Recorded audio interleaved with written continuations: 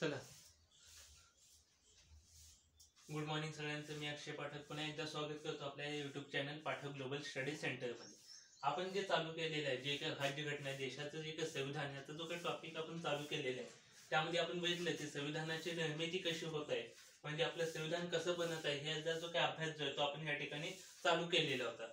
मग यावेळेस मागच्या वेळेस आपण बघितलं की संविधान कशा पद्धतीने बनलं, त्यातील महत्वाची समिती म्हणजे मसुदा समिती कशी होती, त्याची स्थापना कधी झाली, संविधान मसुदा समितीमध्ये एकूण किती 7 सदस्य होते, याबद्दल आपण सगळी माहिती बघितलेली आहे. मग मसुदा समितीने आपला पहिला अहवाल कधी ठेवला, ह्या गोष्टी ज्या आहेत ते आपल्याला माहिती आहे. आता मसुदा समितीने नेमकं काय काम केलं की देशाचा जो काही संविधानाचा जो काही मसुदा आहे तो बनवला जात असायचा आणि संविधान सभेमध्ये ठेवला जात असायचा सगळ्यांच्या सहमतीसाठी. आणि ज्यावेळेस संविधान सभेमध्ये त्याला सहमती मिळायची, मग त्याचं संविधान जे ते आपल्या बनलेले ह्या ठिकाणी दिसून येतं. मग मसुदा समिती ही या वेळेस आपण बघितले. मग आपला जो काही मसुदा समितीने जे काही अंतिम मसुदा बनवलेला होता त्याला मान्यता आपण बघितली होती. किती मिळाली? 26 नोव्हेंबर 1949 ला. म्हणजे 26 नोव्हेंबर 1949 या दिवशी संविधान सभेने या संविधानाच्या मसुद्याला अंतिम मान्यता जी आहे ती ह्या ठिकाणी आपल्याला दिलेली दिसून येते. त्यामुळे आपण काय केलं, 26 नोव्हेंबर हा जो काही दिवस आहे तो आपण संविधान दिवस म्हणून आपल्या देशामध्ये आज आयोजित केला जातो. मग हा कधीपासून आयोजित केला जातो हे पण माहिती पाहिजे की संविधान दिन जो आहे तो कधीपासून आयोजित केला जातो. सगळ्यांना माहिती आहे की 26 नोव्हेंबर हा दिवस संविधान दिन असतो, पण हा आयोजित केला जातो 2015 पासून. म्हणजे 2015 साली केंद्र शासनाने सांगितलं की 26 नोव्हेंबर हा जो काही दिवस आहे हा देशामध्ये आता यापुढे संविधान दिन म्हणून आयोजित केला जाईल. मग ह्याचं नोडल मंत्रालय कोण असतं? नोडल मंत्रालय म्हणजे काय की कोणाकडून याचं आयोजन केलं जातं असं विचारलं जातं की ह्याचं नोडल मंत्रालय जे ते कोणतं असतं. मग ह्याचं नोडल मंत्रालय माहिती पाहिजे आपल्याला कोणतं असतं. हे असतं सामाजिक न्याय, एक मंत्रालय आपल्या देशाचं सामाजिक न्याय आणि सक्षमीकरण मंत्रालय.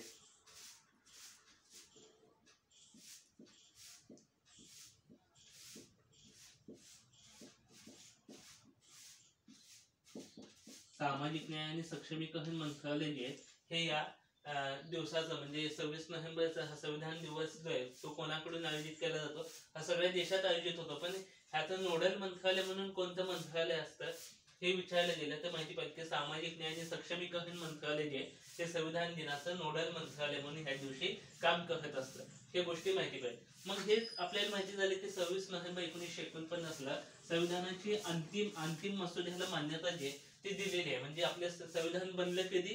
हे 26 नोव्हेंबर 1949 ला देशाचं संविधान बनलं.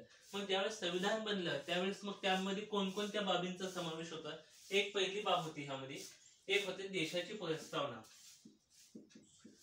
जे आज आपण म्हणतो ना भारत माझा देश आहे, सगळे भारतीय माझे बांधव आहेत, हे जे आपण म्हणतो देशाची जी काही प्रस्तावना जी आहे ही पहिल्यांदा त्यावेळेस संविधानामध्ये अस्तित्वात होती, जी आजही आहे. आणि प्रस्तावना याचा देखील समावेश होता. त्यामध्ये कलम किती होती? त्यामध्ये एकूण 395 कलम होती. पहिल्यांदा जेव्हा संविधान बनलं त्यामध्ये 395 कलमे होती. प्लस आणखी काय होतं का ह्यामध्ये 8 अनुसूची होती. आता वाढ झाली यामध्ये. किती अनुसूची जे हे किती होत्या संविधान ज्यावेळेस लागू झालं त्यावेळेस 8 अनुसूची होती. आणि ह्यामध्ये 22 भाग देखील होते. किती भाग होते असं विचारलं जातं की संविधान ज्यावेळेस बनलं त्यावेळेस संविधानामध्ये काय काय होतं, तर त्यामध्ये एक प्रस्तावना होती. असं येतं की क्वेश्चन येतो की संविधान ज्यावेळेस लागू झालं देशामध्ये 26 नोव्हेंबर 1949 ला बनलं, लागू झालं नाही अजून. 26 नोव्हेंबर 1949 ला ज्यावेळेस दिवशी संविधान बनलं होतं त्यावेळेस आपल्या संविधानामध्ये काय काय घटक होते हे माहिती पाहिजे. मग त्यामध्ये माहिती की एक प्रस्तावना होती, त्या संविधानामध्ये 395 कलमे होती, 8 अनुसूची आणि 22 भाग जे आहेत ते आपल्याला दिसून येतात. मग आता सध्याला किती आहेत? हे कलम जे आहेत हे मूळ 395 कलम आहेत, पण त्यामध्ये थोडीशी वाढ झाली. आणि 8 अनुसूची जे आहेत ह्या आता 12 अनुसूची जे आहेत ते आपल्याला दिसून येतात. आणि 22 भाग जे आहेत ते ह्या ठिकाणी 25 भाग जे आहेत ते संविधानामध्ये दिसून येतात. प्रस्तावना आहे तीच आहे, प्रस्तावनेमध्ये कोणताही बदल झालेला नाही. त्यामध्ये केवळ एक घटना दुरुस्ती झाली प्रस्तावनेमध्ये, जे आपण त्याचं सेपरेट लेक्चर जे आहे ते आपल्याला घ्यायचं आहे. संविधानाची प्रस्तावना हा जो काही भाग आहे तो आपल्याला शिकायचा आहे. काय आहे प्रस्तावना म्हणजे काय ते आपण त्या भागामध्ये बघूया. मग एवढं माहिती पाहिजे. ज्यावेळेस संविधान बनलं त्यावेळेस एक प्रस्तावना, 395 कलमे, 8 अनुसूची आणि 22 भाग होते. आणि आता किती आहे, आता 12 अनुसूची आणि भागांची संख्या आधी 22 होती, आता 25 भाग जे आहेत ते आता संविधानामध्ये आपल्याला दिसून येतात. मग हे संविधान बनलं आपलं 26 नोव्हेंबर 1949 ला, पण लगेच लागू झालं नाही. संविधान लागू होण्यासाठी थोडा काळ जो आहे तो आपल्याला ह्या ठिकाणी गेलेला आपल्याला दिसून येतो. यासाठी काही एक घटक कारणीभूत आहे. आता ज्यावेळेस संविधान बनलं ते लगेच लागू केलं का? नाही. म्हणजे संविधानाची अंमलबजावणी लगेच झाली नाही, ती केली आपण 26 जानेवारी 1950, म्हणजे संविधानाची अंमलबजावणी म्हणतो याला. संविधानाची अंमलबजावणी कधी झाली हा पण क्वेश्चन महत्वाचा आहे. संविधानाची निर्मिती वेगळी आहे आणि संविधानाची अंमलबजावणीची डेट जी आहे तारीख हे वेगळे आपल्याला दिसून येते. म्हणजे संविधान बनलं पण सेम आहे बघा, 26 आहे, इथेही 26 आहे, फक्त महिना बदल आहे आणि इथे 1949 आहे आणि याच्या पुढच्याच वर्षी 1950 मध्ये संविधान त्याची लागू झालं, तो देशामध्ये लागू झाला. म्हणजे 26 नोव्हेंबर 1949 ला संविधान बनलं आणि ते लागू झालं 26 जानेवारी 1950 या दिवशी आपल्याला संविधान लागू झालं. मग हा जो काही मधला जो काही काळ आहे, मग इतका काळ वाट कशाला बघितली? म्हणजे काय आवश्यकता काय होती वाट बघण्याची, की झालं होतं संविधान म्हणून देशामध्ये लगेच लागू का झालं नाही? ह्यासाठी एक घटक आहे, तो म्हणजे काय झालं होतं आपल्या देशामध्ये ब्रिटिश काळामध्ये, ते म्हणजे 1929 साली. 1929 ला एक अधिवेशन झालं. कुणाचं अधिवेशन होते? इंडियन नॅशनल काँग्रेस जे आहे INC, इंडियन नॅशनल काँग्रेसचं एक अधिवेशन झालं 1929 ला. ते झालं होतं लाहोर या ठिकाणी. आज जे पाकिस्तानामध्ये लाहोर जे आहे ना, त्या लाहोर अधिवेशन जे 1929 ला या ठिकाणी झालं. मग लाहोर अधिवेशनामध्ये काय सांगितलं की 26 जानेवारी 1930, काय 26 जानेवारी 1930 हा जो काही दिवस आहे हा देशामध्ये पहिल्यांदा पूर्ण स्वराज्य दिन किंवा पहिल्यांदा एक देशाला एक आझादी जी ती मिळाली, पण पूर्ण मिळालेली नव्हती असं मानलं गेलं की पूर्ण स्वराज्य दिन जो आहे हा पहिल्यांदा आयोजित केला गेला. आणि ते हा जो काही मुद्दा आहे हा पास झाला होता लाहोर अधिवेशन 1929 मध्ये. आणि पहिल्यांदा देशामध्ये पूर्ण स्वराज्य दिवस जो आहे तो 26 जानेवारी 1930 या दिवशी आपण आयोजित केलेला होता. या ठिकाणी साजरा जो आहे तो केलेला होता. म्हणजे पहिल्यांदा काय झालं या ठिकाणी पूर्ण स्वराज्य दिवस, पूर्ण स्वराज्य दिवस म्हणून पहिल्यांदा कधी साजरा केला गेला असं विचारलं जातं, तो म्हणजे 26 जानेवारी 1930. आणि हा जो काही प्रस्ताव जो आहे तो 1929 च्या लाहोर अधिवेशनामध्ये इंडियन नॅशनल काँग्रेसने मांडला होता. मग ह्याचीच एक आठवण म्हणून, जो की आपण पहिल्यांदा एक स्वराज्य दिन जो आहे तो आपण आयोजित केलेला होता, ह्याची एक आठवण म्हणून त्याच दिवशी 26 जानेवारी 1950 या दिवशी आपण संविधान जे ते लागू केलं. त्यामुळे एक थोड्या दिवस जो आहे, एक 2 महिन्याच्या आसपासचा जो काही कालावधी आहे तो या ठिकाणी थांबवण्यात आलं होतं आणि ते लागू केलं 26 जानेवारी 1950 या दिवशी पुन्हा एकदा संविधान जे ते लागू केलं. ह्यालाच आपण काय म्हणतो, ज्या दिवशी संविधान लागू झालं म्हणजे ह्याला आपण 26 जानेवारी काय म्हणून साजरा होती, हा प्रजासत्ताक दिन आहे. हा प्रजासत्ताक दिन म्हणून आपण आपल्या देशात आयोजित केला जातो. म्हणजे काय की प्रजासत्ताक म्हणजे काय, प्रजा म्हणजे जनता आणि सत्ता म्हणजे काय, एक सत्ता माहिती ना आपल्याला, एक एखाद्या व्यक्तीची असलेली सत्ता म्हणजे हे प्रजासत्ताक. म्हणजे प्रजेचं राज्य जे किंवा प्रजेची सत्ता जे हे या ठिकाणी स्थापन झाली. आधी कसं होतं, ब्रिटिशांची सत्ता होती किंवा काही संस्थानिक होते, काही हजे लोक होते, नवाब होते, मुघल होते, ह्यांची सत्ता होती. पण आता कुणाचीही सत्ता नाही. आता कुणाची सत्ता आली, आता फक्त देशातील जनतेची सत्ता जी ती ह्या ठिकाणी आपल्याला दिसून येते. त्यामुळं हा जो काही गॅप जो आहे तो लक्षात असू दे. हे दोन्ही डेट जे ते अतिशय महत्वाचे आहेत. संविधानाची निर्मिती कधी झाली, 26 नोव्हेंबर 1949 ला संविधानाची निर्मिती झाली आणि 26 जानेवारी 1950 या दिवशी संविधान लागू झालं. आणि पहिल्यांदा पूर्ण स्वराज्य दिवस जो आहे तो पहिल्यांदा 26 जानेवारी 1930 ला आयोजित केला गेला होता.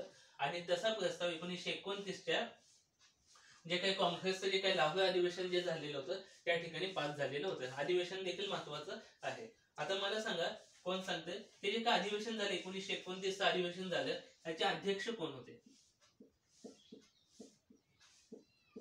हे कमेंट बॉक्स मध्ये सांगायचं की 1929 ला जे काही लाहोर अधिवेशन झालं आपलं, ह्यावेळेस त्याचे अध्यक्ष म्हणून कोणी कामकाज पाहिलेलं आहे त्या दिवशी. हे कळलं की कधी म्हणजे घटना लागू कधी झाली आणि त्याची अंमलबजावणी ही कधी झालेली आहे हे दिसून येतं आपल्याला. मग काय झालं, घटना लागू केली आपण 26 जानेवारी 1950 ला. पण काही कलम अशी होती जी की देशामध्ये तात्काळ लागू करणं खूप आवश्यक होते. म्हणजे हे कलम जे आहेत असे एकूण 16 कलम आहेत. किती कलम आहेत? असे एकूण 16 कलम आहेत. हे 16 कलमे आहेत जे की तात्काळ लागू झाले. कधी लागू झाले? हे झाले 26 नोव्हेंबर 1949 ला. 26 नोव्हेंबर 1949 ला काही 16 कलम जे ते तात्काळ लागू झाले. सगळे घटना जी आहे ती लागू झाली 26 जानेवारी 1950 ला. पण असे 16 कलम आहेत ती तात्काळ लागू झाली. देशामध्ये त्यांची आवश्यकता होती त्यामुळे त्याला तात्काळ लागू केले त्या 26 नोव्हेंबरला. मग ते कलम कोणते होते? त्यामध्ये कलम 5, 6, 7, 8, 9, कलम 60, कलम 324, कलम 366,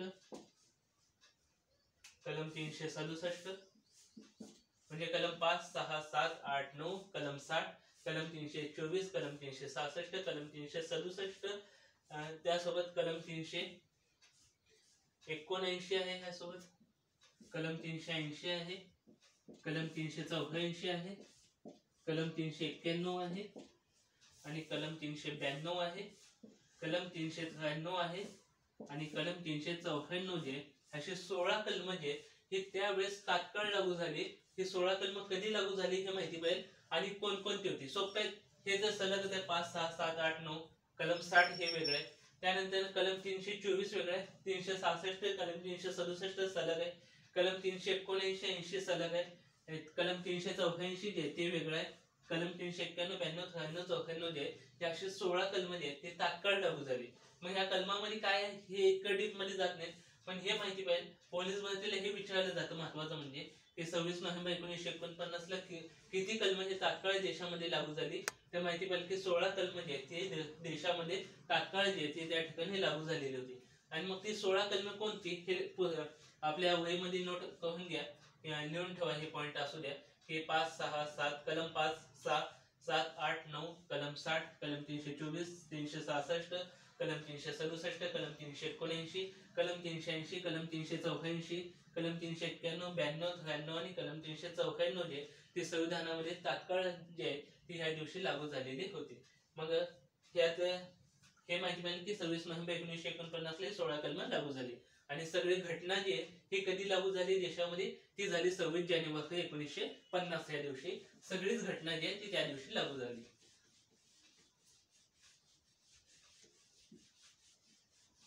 अशा पद्धतीने हे 16 कलम जे ते अतिशय महत्वाचे आहेत.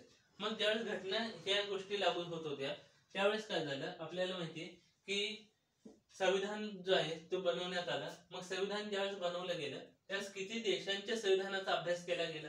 म्हणजे आपलं संविधान जे ते लिहित असताना अन्य देशांच्या संविधानाचा पण अभ्यास केला गेला आणि त्यानुसार आपल्या देशाचं संविधान जे ते लिहिलं गेलं. त्यावेळेस एकूण संविधान लिहित असताना एकूण 60 देश आहेत. त्या 60 देशांच्या संविधानाचा अभ्यास केला गेला आणि मग आपली जी काही घटना जी ती लिहिलेली आहे. हे विचारलं जातं की संविधानामध्ये किती देश संविधान लिहित असताना किती देश अन्य देशांच्या संविधानाचा अभ्यास केला गेला. तर 60 देश आहेत असे की ज्यांच्या संविधानाचा अभ्यास केला गेला आणि मग आपले संविधान जे ते लिहिलं गेलं. आता अभ्यास केला म्हणजे काय की अन्य देशांमध्ये देखील संविधान अस्तित्वात होतं आपल्या आधी. म्हणजे त्या देशामध्ये आपल्या आधी लोकशाही स्थापन झालेली होती. त्यांना आधी आझादी जी ती मिळालेली होती. मग असा जो काही देश आहे मग त्या देशांची काही घटना होती, त्या देशांचं संविधान होतं. मग त्या देशांच्या संविधानामध्ये ज्या ज्या गोष्टी आहेत ज्या आपल्या देशाला लागू होतील अशा जे काही पॉझिटिव्ह गोष्टी आहेत किंवा ज्या गोष्टी ज्या आहेत जे आपल्या देशासाठी चांगले आहेत किंवा आपल्या देशामध्ये लागू होऊ शकतात असे अनेक घटक आहेत. ते त्यांच्यामध्ये थोडा बदल केला. म्हणजे आहे तसंच घेतलं नाही आपण. म्हणजे ज्या देशातल्या संविधानात जे लिहिलं तेच उचललं आणि आपल्या देशाच्या संविधानात घेतलं असं झालं नाही. त्या देशामध्ये जे लिहिलेलं आहे त्या गोष्टी आपल्या देशामध्ये कशा पद्धतीने लागू होतील त्यामध्ये थोडा बदल केला आणि आपल्या देशाला अनुकूल असतील असं त्यामध्ये बदल केला आणि ते घटक जे ते आपल्या देशामध्ये लागू केले. अशा पद्धतीने 60 देशांच्या संविधानाचा अभ्यास जो आहे तो ह्या ठिकाणी केला आणि मग आपली घटना जी आहे ती लिहिली. मग घटना लिहिण्यासाठी किती खर्च आला त्यावेळेस, किती पैसे जे आहेत, किती खर्च जो आहे तो शासनाला आला होता, म्हणजे आपल्या संविधान सभेला आला किंवा देशाला आला त्यावेळेस आला होता 64 लाख रुपये जो आहे तो यावेळेस हा खर्च जो आहे तो आलेला होता.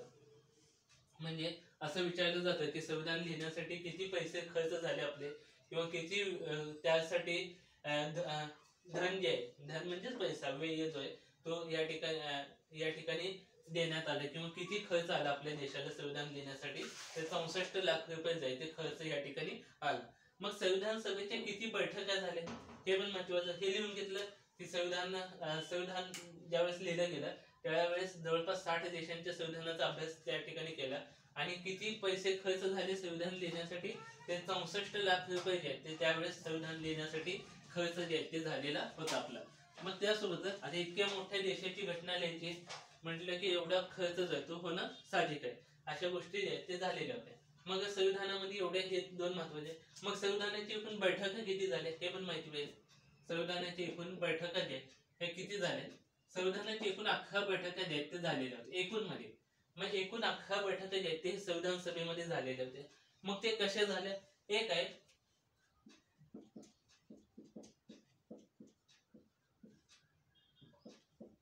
एका आजादीच्या आधी किंवा स्वातंत्र्य मिळायच्या आधी ही जी काही लाईन मी काढली, ह्याच्या वरचा जो काही भाग आहे हे एकूण झाला, हे 11 जे आहेत, हे 11 बैठकी जे आहेत ते एकूण झालेल्या होत्या. ही जी काही लाईन मी ह्या ठिकाणी काढली ते ह्याची काही ही जी अप साइड आहे, ह्याच्या जी वरची साइड जी आहे त्या ठिकाणी स्वातंत्र्याच्या आधी जे हे 4 बैठका झाल्या, आणि स्वातंत्र्य मिळालं म्हणजे 15 ऑगस्ट 1947 नंतर ना आपल्या 7 बैठका जे आहेत ते झालेल्या होत्या. असं 7 असे एकूण 11 बैठका जे आहेत टोटली एवढ्या बैठका जे आहेत ते संविधान सभेच्या झालेल्या होत्या. मग ह्या काय बैठका खूप दिवस चालले, एक बैठक 25-30 दिवस जे ते चालायची, मध्ये थोडासा गॅप असायचा. अशा पद्धतीने ह्या बैठका ज्या आहेत ते झालेल्या होत्या. फक्त एवढे विचारतात की संविधान लिहिण्यासाठी संविधान सभेच्या एकूण किती बैठका झाल्या, त्यापैकी 11 बैठका ज्या आहेत त्या संविधान सभेच्या झालेल्या होत्या, आणि स्वातंत्र्यापूर्वी 4 आणि स्वातंत्र्यानंतर ना 7 बैठका ज्या आहेत त्या आपल्याला झालेल्या होत्या. हे स्वातंत्र्यानंतरचा काळ, हे नंतर आणि हे आधी. म्हणजे संविधान लिहिण्यासाठी आपल्याला एवढ्या बैठका ज्या आहेत या ठिकाणी आयोजित केल्या गेलेल्या होत्या आपल्या, हे पण महत्वाचं आहे. त्यासोबत आता मी सांगतो पुढचा,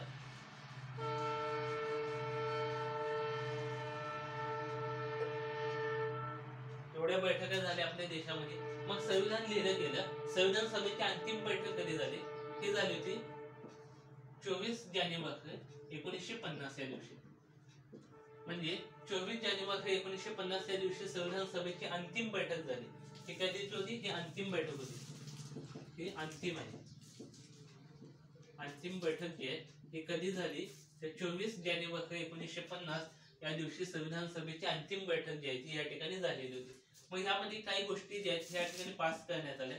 पहिल्यांदा काय सांगितलं की संविधान सभा जी आहे ती या ठिकाणी आता आपल्या देशाला एक प्रेसिडेंट हे असावा, आणि यासाठी डॉक्टर राजेंद्र प्रसाद जे यांना देशाचे प्रेसिडेंट म्हणजे राष्ट्रपती म्हणून त्यांना घोषित केले या ठिकाणी ह्या शेवटच्या बैठकीमध्ये.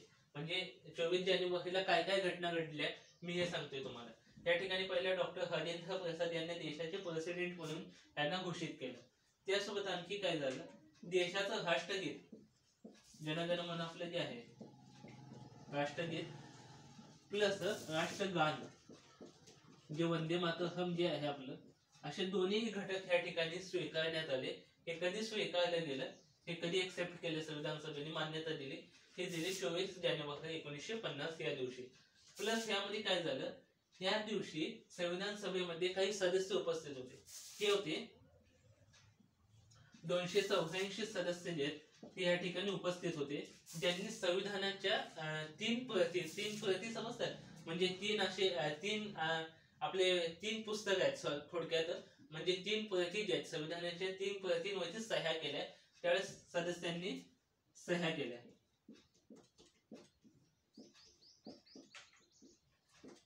म्हणजे असं विचारलं जातं की 24 जानेवारी 1950 या दिवशी किती सदस्य उपस्थित होते आणि त्यांनी किती सदस्यांनी संविधानाच्या 3 प्रतींवरती किंवा संविधानावरती सह्या केल्या. त्यामध्ये 284 सदस्यांनी या ठिकाणी सह्या ज्या त्या केलेल्या होत्या.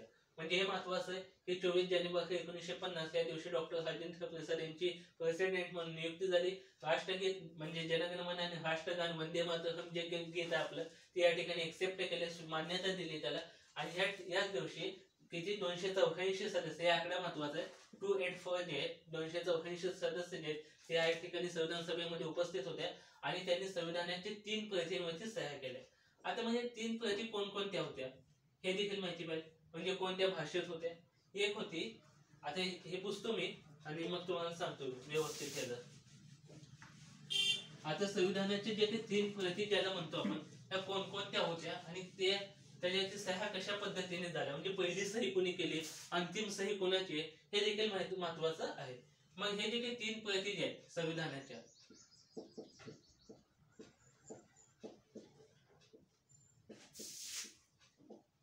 संविधानाचे जे 3 प्रती जे आहेत हे कोणकोणत्या होत्या. त्यामध्ये पहिली जी होती त्यासोबत ही सेकंड आणि ही थर्ड. आता पहिली जी होती ही होती इंग्लिश मध्ये, ही इंग्लिश मध्ये होती, इंग्रजीमध्ये होते. पण ही कशी होती, ही हस्तलिखित होती. हस्तलिखित समजतं ना, हाताने लिहिलेली, ही होती कशी हस्तलिखित होती. एक ही इंग्लिश मध्ये होती आणि एक होती आणखी एक इंग्लिश मध्येच होती, पण ती कशी होती पॉइंटेड होते, टायपिंग केलेलं होतं. त्यावेळेस टायपिंग अस्तित्वात होतं, पण असं नाही कॉम्प्युटर आज जसं आपण केलो तसं नाही, थोडी जुनी पद्धत होती. पण ही कशी होती, ही छापील होती. थोडक्यात कशी होती, ही छापील होती. आणि एक होती हिंदी मध्ये होती, पण ही कशी होती, ही केवळ हस्तलिखित होती. त्यावेळेस हिंदीत छापील नव्हतं आपल्या इथं, त्यामुळे ही केवळ हस्तलिखित, हिंदीची जी काही प्रत आहे ही केवळ हस्तलिखित होती.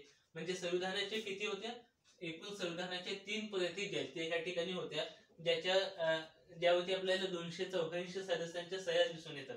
म्हणजे संविधानाच्या 3 प्रती होत्या, यामध्ये 2 इंग्लिश मध्ये होत्या. इंग्लिश मध्ये एक होती हस्तलिखित होती, एक होती छापील होती, आणि एक हिंदी मधली एकच होती, त्यामध्ये छापील नव्हती हिंदीमध्ये. त्यामध्ये हिंदीमध्ये केवळ हस्तलिखित जी आहे ती ह्या ठिकाणी आपल्याला दिसून येते. अशा ती सह्या ज्या आहेत ह्या कधी झाल्या, ह्याच्यावरती सह्या झाल्या 24 जानेवारी 1950 या दिवशी. ह्याच्यावरती सह्या केल्या किती सदस्यांनी, तर 284 सदस्यांनी ह्या ठिकाणी सह्या ज्या आहेत त्या ह्या दिवशी केलेल्या आपल्याला दिसून येतात. हे महत्वाचा डाटा आहे. आणि विचारलं जातं की संविधानाची किती प्रती त्यावेळेस अस्तित्वात होत्या, 3 होत्या. त्यापैकी हिंदी जी आहे ती केवळ हस्तलिखित होती, इंग्लिश मध्ये ज्या होत्या त्या हस्तलिखित पण होत्या आणि छापील पण या ठिकाणी अस्तित्वात होती. आणि अशावरती सह्या झाल्या. मग पहिली सही कोणी केली, सेकंड सही, पहिली सही आणि अंतिम सही हे दोन घटक माहिती पाहिजे आपल्याला. काय बघायचं नाही की 284 सह्या ज्या आहेत त्या कुणाकुणाच्या आहेत, सिक्वेन्सने आपल्याला ह्या गोष्टी बघायच्या नाही. पण पहिली सही महत्वाची, म्हणजे संविधानाची जी काही पहिली प्रती जी आहे त्यातील सही कुणाची, संविधानावरील सह्या ज्या आहेत ह्या गोष्टी आपल्याला ह्या ठिकाणी बघायच्या. मग पहिली सही कुणाची होती, सेकंड सही कुणाची होती, आणि शेवटची 284 सही जी आहे ही कोणाची होती हे माहिती पाहिजे. पहिली सही, सेकंड सही, म्हणजे पहिले दुसरे 284 सही कोणाची होती. मग पहिल्यांदा सही कोणी केली, पहिल्यांदा सही केली पंडित जवाहरलाल नेहरूंनी. पंडित नेहरूंनी पहिली सही केली, पण त्यांनी इथं केली नाही. हे जे काय पहिला जो काय बॉक्स आहे, म्हणजे असं तुम्ही वही घेतली, वहीला असं हर्ष असतात ना, वहीला असं लाईन जे आहेत ते हर्षा जे असतात ते ह्या ठिकाणी काढलेले असतात. मग पहिली लाईन, ही सेकंड लाईन, अशा लाईन असतात, आणि 284 हे शेवटची लाईन असं समजूयात आपण. मग पहिला जो काय बॉक्स आहे त्या ठिकाणी पहिली सही पंडित जवाहरलाल नेहरूंनी केली, पण त्यांनी ह्या ठिकाणी केली नाही, त्यांनी केली ह्या ठिकाणी. म्हणजे पहिली सही जी आहे ती पंडित जवाहरलाल नेहरूंनी केली. कुठे केली, या ठिकाणी. पंडित नेहरू जे यांनी पहिली सही जी आहे ती संविधानामध्ये केली. मग काय केलं, मग सेकंड केली, थर्ड, फोर्थ, फिफ्थ, 5वा, 6वा, 7वा, 8वा, 9वा, 10वा असं कहत 284वी सही जी आहे ही फिरोज गांधींनी केली. जे फिरोज गांधी जे होते त्यांची शेवटची सही जी आहे ती ह्या ठिकाणी दिसून येते. म्हणजे पहिली सही कोणी केली, पंडित नेहरूंनी केली. भले मी ह्या ठिकाणी सेकंड ह्या जागी लिहिलेले, पण त्यांनी पहिल्यांदा सही केली म्हणजे संविधान. मग आणि शेवटची सही 284वी सही जी आहे ती फिरोजी गांधी यांनी केली. मग सगळ्यांच्या सह्या झाल्या म्हणजे शेवटची फिरोजी गांधी ही शेवटची व्यक्ती होते ज्यांनी ह्याच्यावरती सह्या केल्या म्हणजे त्याच दिवशी केल्या आणि ह्यांनी 284वी सही केली. मग सगळ्यांच्या सह्या ज्यावेळेस संपल्या त्यावेळेस अध्यक्ष म्हणून पहिल्यांदा डॉक्टर राजेंद्र प्रसाद यांनी सही केली या ठिकाणी. मग यामध्ये 2 क्वेश्चन बनतात आणि कन्फ्युज होतात. काय की संविधानाच्या प्रती जे आहेत त्याच्याची पहिल्यांदा सही कोणी केली? पहिल्यांदा सही केली पंडित नेहरूंनी. शेवटची सही कोणी केली? शेवटची सही फिरोज गांधींनी केली. आणि संविधानामध्ये जे काही संविधानाची जी काही प्रत आहे त्याच्यामध्ये पहिली सही कोणाची आहे म्हटलं की मग ती येते डॉक्टर राजेंद्र प्रसाद यांची पहिली सही. पण ह्यांनी केली कधी? आता कसं असतं, अध्यक्ष असतो एखादी व्यक्ती अध्यक्ष असतो, ती पहिल्यांदा सही करत नाही. आता तुम्हाला माहिती आहे लोकसभा मी ज्यावेळेस शिकवेल त्यावेळेस सांगेन की लोकसभेचे जे काही अध्यक्ष असतात ते मतदान करत नसतात. पहिल्या राऊंड मध्ये पहिल्या फेरीत कधीच मतदानाचा हक्क नसतो त्यांना. ज्यावेळेस मताचे समसमानतेच्या स्थितीत म्हणजे समान मते पडले की मग अध्यक्ष त्या ठिकाणी आपलं मतदान जे आहे ते करत असतात आणि डिसिजन जे निर्णय जो आहे तो देत असतात. तसंच त्या ठिकाणी अध्यक्ष आहेत म्हणून मी अध्यक्ष आहे म्हणून पहिल्यांदा त्यांनी सही केली नाही. मग पहिली सही जी आहे ती पंडित नेहरूंनी केली.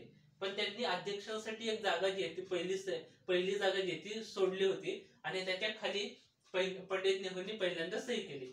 मग असं 2, 3, 4, 5, 6, 7, 8, 9, 10 असं गेलं आणि 284वी जी शेवटची सही जी आहे ती फिरोज गांधींनी या ठिकाणी केली. मग सगळ्यांच्या सह्या झाल्या आणि मग अध्यक्ष म्हणून डॉक्टर राजेंद्र प्रसाद यांनी या ठिकाणी सही जी आहे ती केलेली होती. आणि हे सह्या कधी झाल्या? हे झाल्या होत्या 24 जानेवारी 1950 या दिवशी ह्या सगळ्या सह्या ज्या आहेत त्या झालेल्या होत्या. मग असं या गोष्टी हा फॅक्ट हा महत्वाचा आहे समजून घ्या की पहिली सही हे पंडित नेहरूंनी केली आणि पहिली सही कुणाची ती आहे डॉक्टर राजेंद्र प्रसाद यांची आणि शेवटची सही फिक्स आहे फिरोज गांधी यांची शेवटची सही जी आहे ती या ठिकाणी आपल्याला दिसून येते. ह्या मग कुठल्या केली म्हणजे इंग्लिश मध्ये असलेल्या पुस्तकांमध्ये केली का हिंदी मध्ये असलेल्या पुस्तकांमध्ये केली? ते तिन्ही पुस्तकांमध्ये ह्या सह्या ज्या आहेत ते एकाच वेळेस झालेल्या आहेत. म्हणजे पहिल्यांदा समजा पंडित नेहरूंनी सही केली त्यांनी हिंदी मध्ये पण केली, इंग्लिश मध्ये असलेल्या हस्तलिखित आणि छापील जे आहे पुस्तक यामध्ये देखील केलेली होती. मग असं विचारायचं नाही की हिंदी मधल्या पुस्तकामध्ये पहिल्यांदा सह्या झाल्या की इंग्लिश मध्ये झाल्या. ह्या सगळ्या पुस्तकामध्ये एकदाच सह्या ज्या आहेत ह्या ठिकाणी झालेल्या होत्या. अशा या सह्या ज्या आहेत त्या महत्वाच्या आहेत. मग चल हे झालं, हे समजलं हा टॉपिक व्यवस्थितपणे. अशा पद्धतीने संविधानाच्या सह्या ज्या आहेत ते ह्या ठिकाणी झालेल्या होत्या. मग संविधानाच्या सह्या झाल्या, संविधान लागू झालं आपल्या देशामध्ये. मग संविधान सभा जी होती ह्याचं चिन्ह काय असं विचारलं जातं की संविधान सभेचं चिन्ह काय होतं? संविधान सभेचं चिन्ह हत्ती होतं. हे देखील महत्वाचं आहे. खूप वेळा विचारलं गेलं की संविधान सभेचं चिन्ह काय होतं? संविधान सभेचं चिन्ह जे ते हत्ती जे ते संविधान सभेचं चिन्ह होतं त्यावेळेला. हे देखील महत्वाचं आहे. मग संविधान सभा जी आहे आता छापील जे आहे हे छापील पुस्तक जे आहे ते लिहून काढलं म्हणजे छापले इंग्लिश मध्ये जे काही छापील प्रत जे होते ते टायपिंग केली छापले ते. मग इंग्लिश मध्ये जे काही पुस्तक आहे संविधानाचं इंग्रजी मध्ये जे काही पुस्तक आहे ते लिहिलं कोणी आणि हिंदी मध्ये जे काही पुस्तक आहे ते कोणी लिहिलं? हे दोन्ही पुस्तकं वेगवेगळ्या व्यक्तींनी लिहिलेले. म्हणजे इंग्लिश मधलं जे काही छापील काय टायपिंग केलेलं आहे त्याचा काय क्वेश्चनच नाही, त्याचा प्रश्नच नाही. फक्त इंग्लिश मध्ये जे काही पुस्तक आहे ते कोणी लिहून काढलं आणि हिंदी मध्ये जे काही पुस्तक आहे ते कोणी लिहून काढलं? आता इंग्लिश मध्ये जे काही पुस्तक आहे ते लिहून काढलं होतं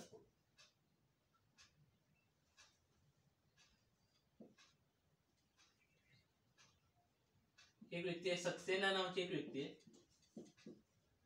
सक्सेना हे नामची एक व्यक्ती आहे.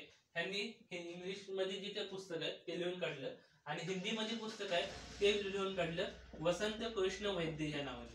या व्यक्तीने वसंत कृष्ण वैद्य असे व्यक्तीचं नाव आहे. वसंत कृष्ण वैद्य ह्या व्यक्तीने हे लिहून जे आहे ते काढलेलं होतं. आणि हे जे काही सक्सेना आहे त्यांना आणखी एक नाव आहे. त्यांना आपण ह्याही नावाने ओळखतो. काय त्यांना म्हणतो फैन बिहरी नाखैन हळजादा. काही पुस्तकामध्ये हे पण नाव आहे, हे पण नाव नाखैन हळजादा.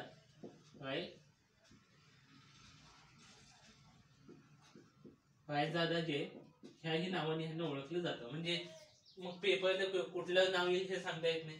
सक्सेना पण येऊ शकतं किंवा पण बेहा काही नाकाय नळाय झाला कंसात सक्सेना असं देखील येऊ शकतं. ज्यांनी इंग्लिश मध्ये जे काही पुस्तक आहे ते लिहून काढलं आणि हिंदी मधले एकच व्यक्ती आहे, त्यांचं काही बाकी नावं नाही, वसंत कृष्ण वैद्य ह्या व्यक्तीने हिंदी मध्ये पुस्तक जे आहे ते लिहून काढलेलं आपल्याला दिसून येतं. अशा पद्धतीचं हे संविधानाचं पुस्तक जे आहे ते आपण बनलं. मग संविधानाचं जे काही पुस्तक बनलं ते किती पानाचं आहे हे देखील माहिती पाहिजे. संविधानाचे जे काही पुस्तक आहे ह्यात पानं किती आहेत, ह्याचं वजन किती आहे.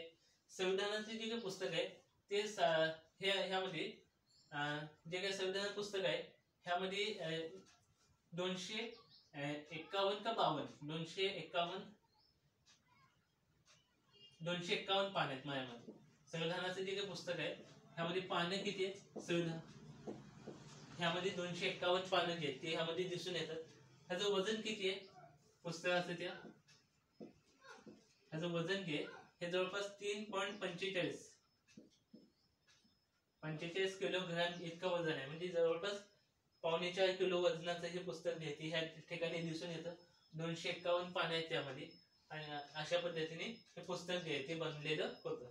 आणि हे पुस्तक आज देखील आपल्या जे काही लोकसभा म्हणजे संसद जी आहे त्या ठिकाणी हेलियमच्या डब्यामध्ये ठेवलेलं आहे. आता हेलियमच्या डब्यामध्ये का हे पुस्तक आहे म्हणजे पुस्तक जे आहे ते हेलियमच्या डब्यामध्ये जे ते ह्या ठिकाणी संसदेमध्ये आज देखील आपल्याला हे दिसून येतं, ठेवलेले हे पुस्तक जे आहे ते दिसून येतं. मग आजचा जो काही आपला हा जो काही टॉपिक आहे जो आपण चालू केलेला होता, किती दिवस लागले बघा, हा 5वं लेक्चर आहे. नुसतं संविधान सभा हा पहिला टॉपिक जो आहे तो आपल्याला संपवायला 5 दिवस लागले. इतके आपण डिटेलमध्ये याचा जो काही अभ्यास जो आहे तो केलेला आहे. आणि ह्या आधी पण संविधानाची निर्मिती भाग 1, 2, 3, 4 जे हे आपले लेक्चर झालेले आहेत हे बघ